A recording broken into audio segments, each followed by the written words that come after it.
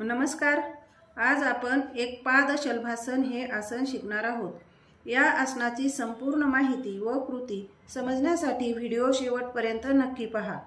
एक पाद शलभासन या आसनाला एक पाद शलभासन असे म्हणतात, कारण शलभ म्हणजे टोळ हा शेतातील पीक खाणारा एक किडा किंवा कीटक आहे।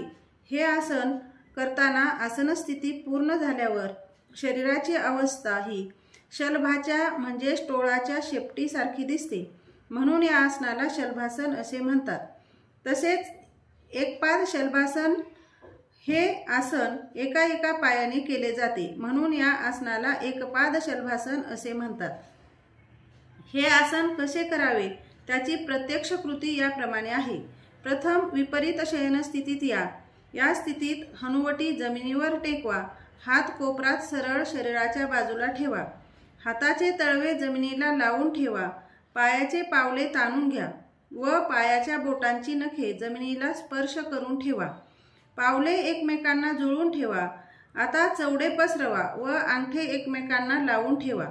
आता हाताचे तळवे जमिनीला लावून हनुवटी जमिनीला टेकवून ठेवा आणि श्वास घेत डावा पाय गुडघ्यात सरळ ठेवून कमरेपासून मागे वर उचला।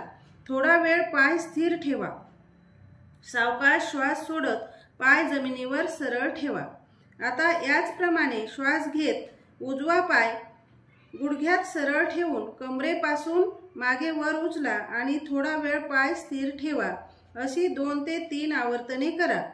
पाय वर घेतल्यानंतर कंबर उचलू नका किंवा उलट बाजूला शरीर झुकवू देऊ नका। संथ श्वसन चालूच ठेवा, हनुवटी उचलू नका, ती जमिनीवरच ठेवा। हे आसन केल्याने शरीराअंतर्गत होणारे फायदे असे आहेत। या आसनात कंबर व ओटीपोटाचा भाग यावर भरपूर ताण किंवा दाब येतो, त्यामुळे तेथील रक्ताभिसरण सुधारते, पाठ व कंबरदुखी कमी होते, मांड्यांचे स्नायू डौलदार होतात, दमक क्षमता वाढते, थकवा जातो, ओटीपोट आणि मांड्यांची चरबी कमी होते। महिलांसाठी तर हे आसन विशेष उपयुक्त असे आहे। हे आसन करताना काही दक्षता घ्यावी, ती याप्रमाणे। पाठीच्या कणा ताठर असल्यास हे आसन करू नये। तसेच हर्निया पोटदुखी असणाऱ्यांनी हे आसन करू नये। हे आसन करताना पाय गुडघ्यात सरळ ठेवण्याचा प्रयत्न करायचा आहे।